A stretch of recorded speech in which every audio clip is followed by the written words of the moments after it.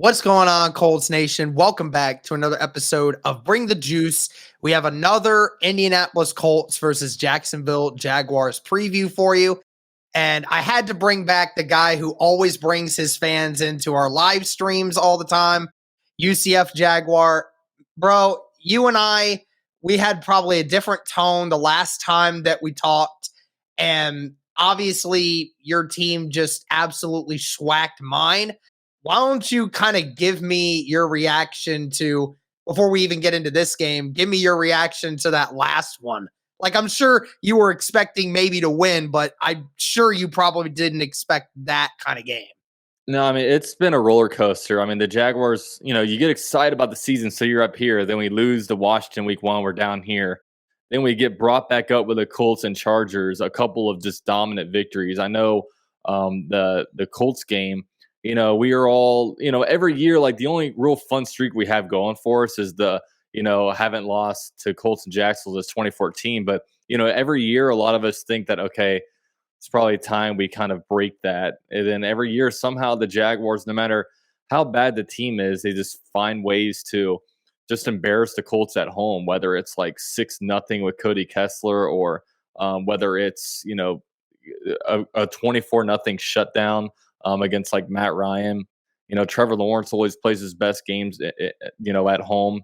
So I don't know. It was interesting. It felt really good. We're like, because anytime you beat down a division opponent, it's always just so much better.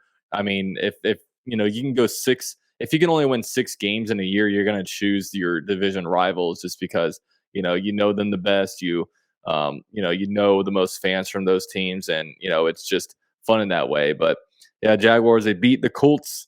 They beat the Chargers the week after, 38-10. So we're feeling good. And then they lose a close one to the Eagles in a rainy day. Trevor fumbled the ball like 4 times. It was just an ugly game. So we said, you know what, 2-2, we're feeling good. We had the Texans at home.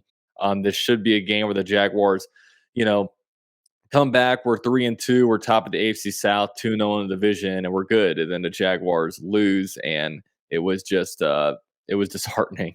So now I'm just kind of sitting here like, I've been ignoring every Jaguar coverage. I just kind of, when the Jaguars lose, I just don't want to, ingest any Jaguar stuff. So only team in the AFC South to have lost this weekend, Colts, Titans, Texans all won. So, we feel kind of down right now. Yeah, I mean, it's definitely been a weird season for you guys. I mean, on the outside looking in, from this perspective of looking at the Jags, obviously you guys struggled a little bit the last few weeks, but I would have gave you props for the fact that for as bad as you guys played against the Eagles, you still had a chance to win that game. And I mean, is it Shaquem Griffin or Shaquille Griffin? Which one of the Griffin? Shaquem? Okay.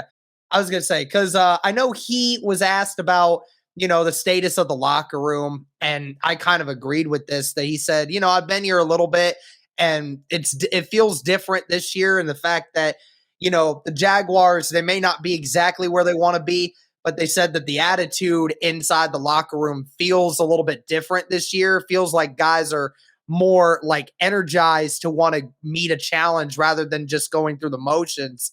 I mean, obviously 2-3 record doesn't look great, but from this perspective, I mean, Jacksonville is, in my opinion, right there in the middle of the NFL when we look at this, because like you said, I mean, they whopped on the Chargers, they whopped on the Colts, they had a chance to beat Philadelphia at one point in that game if the mistakes just didn't happen, and then obviously laid a goose egg this last week.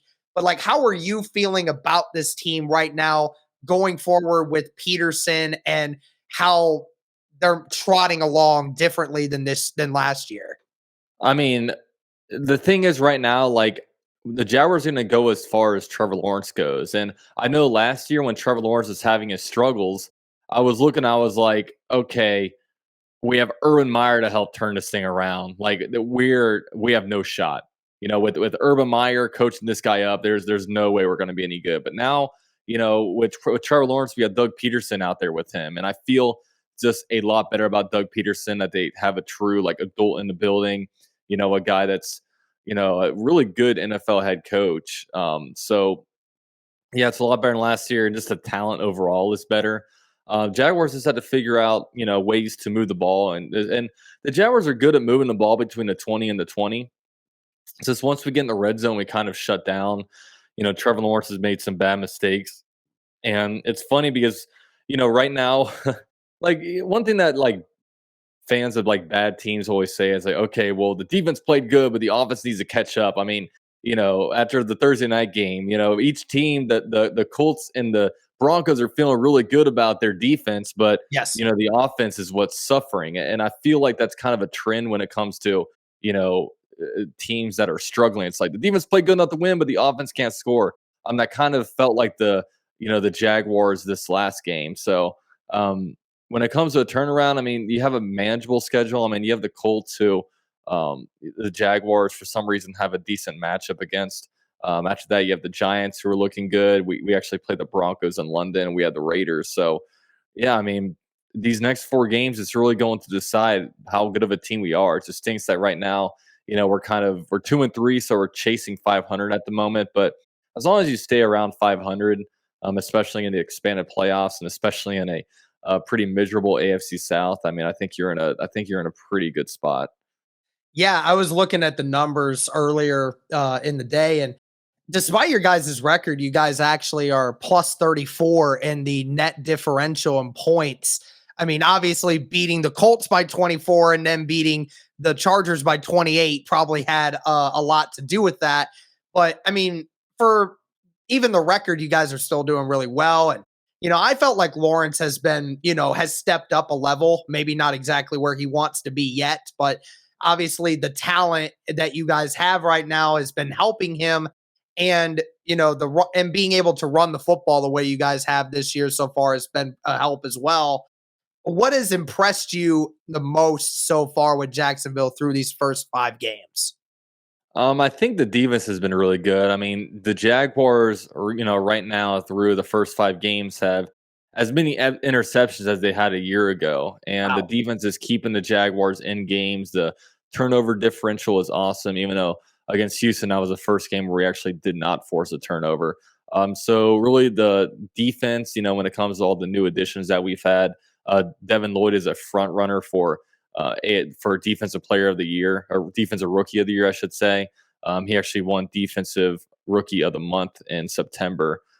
So yeah, the defense has been good. They've really stepped it up.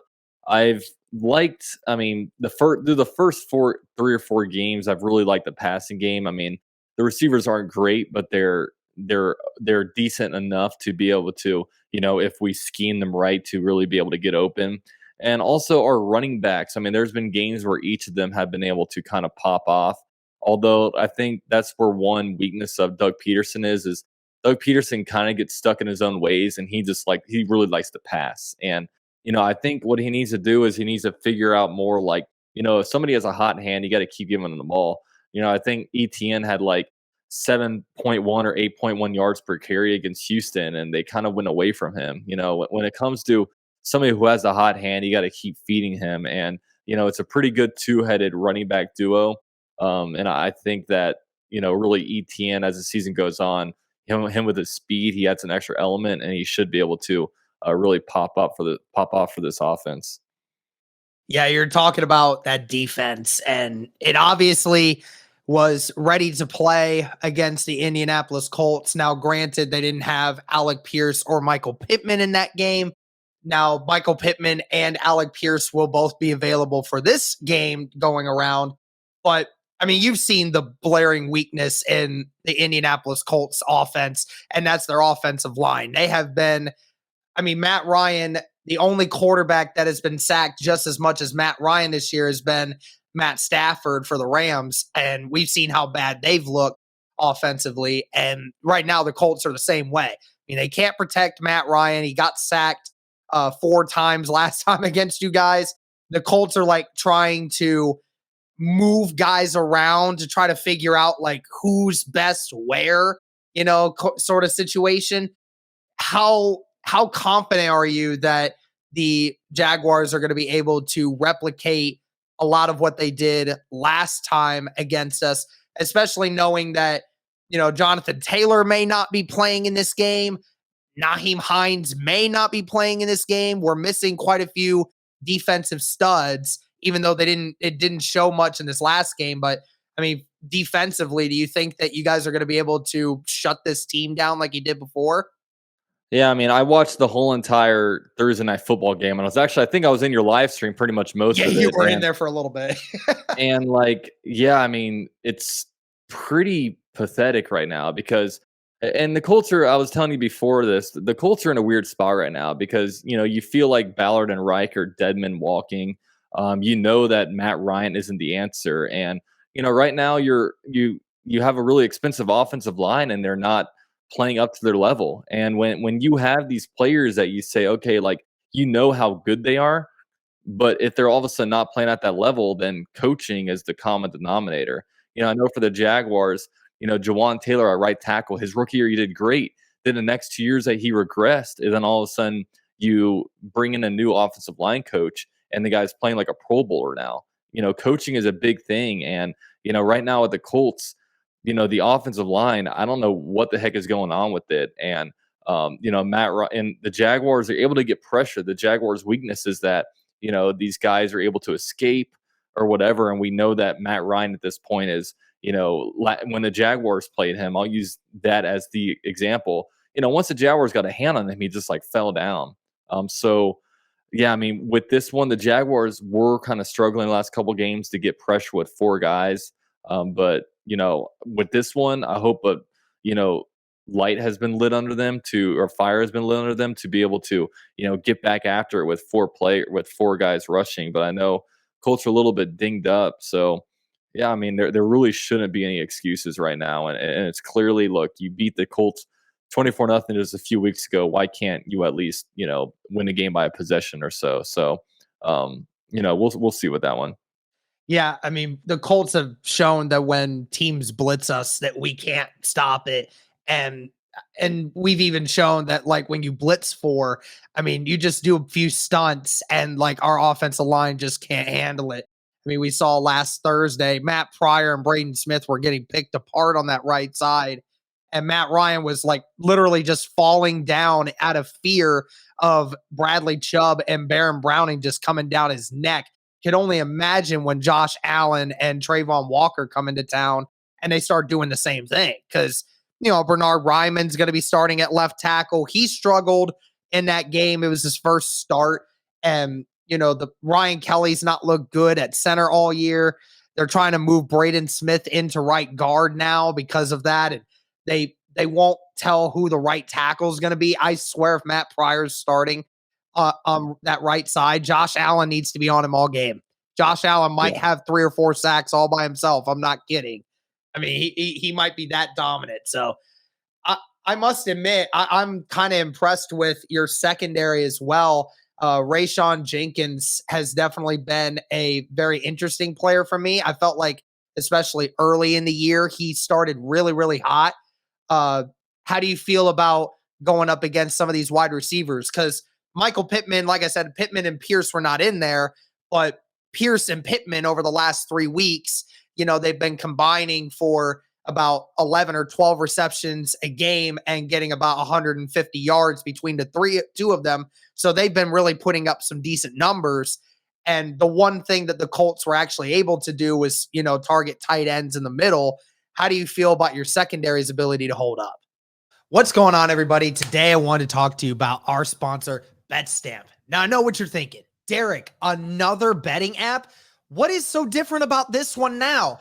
Well, I got to tell you guys, I'm not into online gambling a whole lot and bets online and everything, but I got to tell you, BetStamp is one of the coolest things I have ever seen in regards to betting online. The great thing about BetStamp is it allows you to see all the different odds from all different sports books and see which one provides you the best odds possible for any game or scenario you want to bet on for your pick versus some of the worst. BetStamp allows you to also buy and sell picks that you have without worrying about losing your money or having any issues with it. Believe me, it's all free. I mean, look at this, guys. You have an option for every game across all different kinds of leagues in a ton of different ways. You have baseball, you have college football, UFC, NBA, and NFL. Great for the NFL season now being here.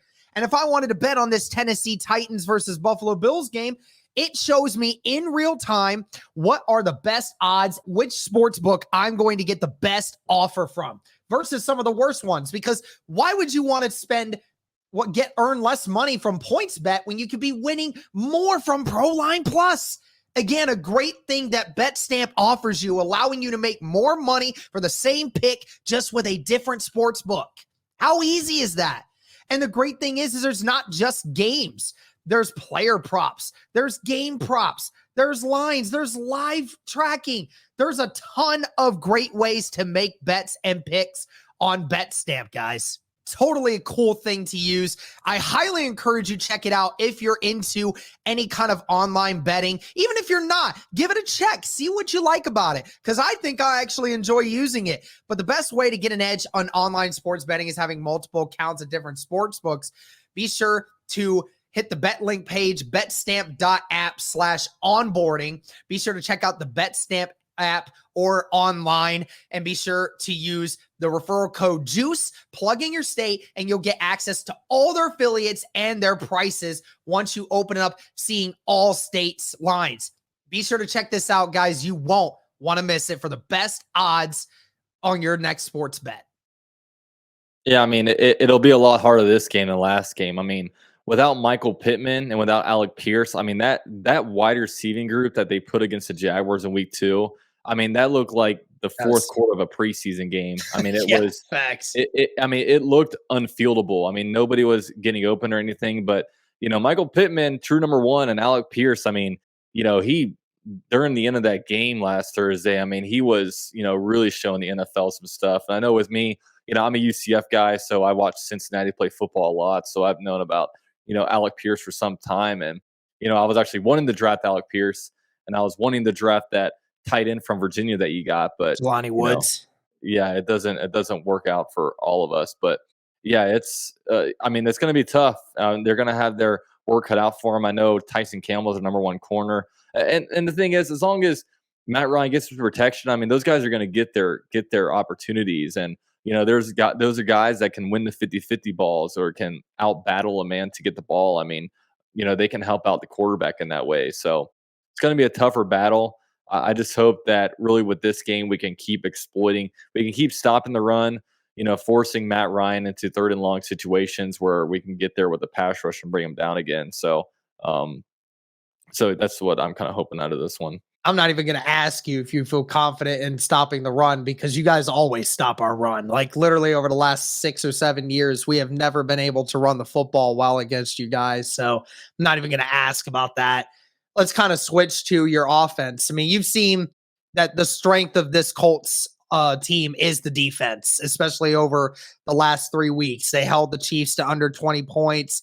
They did a great job of, keeping Russell Wilson out of the end zone, and playing good in the second half against the Tennessee Titans.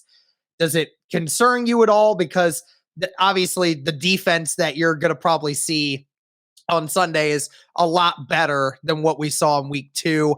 I think they're buying in a little more to Gus Bradley's scheme. They're being a lot more aggressive. I think they're not playing as far back anymore. And Stephon Gilmore has been playing at an elite level. DeForest Buckner's catching up to wind. And, these linebackers are playing much better in the middle of the field, even without Shaquille Leonard back. What's your confidence in the Jaguars offense versus this defense now? Yeah, I mean, I know a couple weeks ago the Jaguars got a break with DeForest Buckner. He was a little bit hobbled. Also, Shaq Leonard was out. I don't know if he's going to be out this game again, but probably going to be out. He's still dealing with the concussion, and when he got hit by Franklin in the Chiefs game, or no, not the Chiefs game, in the Titans game, he broke his nose in the same hit. So, yeah, I think he's probably going to be out for at least another week. Yeah, that's man, he's getting the beating, isn't he? He's getting beat up, man. And then that's a big injury, man. I mean, he's the spark plug of that defense. Yes. I mean, and he's, when you have a linebacker that can do those things that he does, and you have a true linebacker that's a true leader like him. I mean, that's an important piece. So, if he's out, the Jaguars had to keep kind of trying to go after the linebackers. I know Stephon Gilmore had an incredible game last week.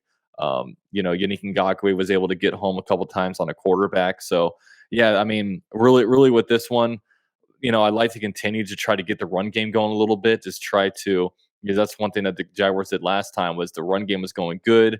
It was setting up the play action good, and then the defense was, or the Jaguars defense was able to keep three and outing the Colts offense. So they just kept the defense on the field and got them tired. So um, yeah, with this one, I want to keep the running game going. Trevor Lawrence has been struggling a little bit the last couple of games to just get him with the play action. He's really comfortable like when he's throwing on the run. So just continue to work that angle, and hopefully success will come.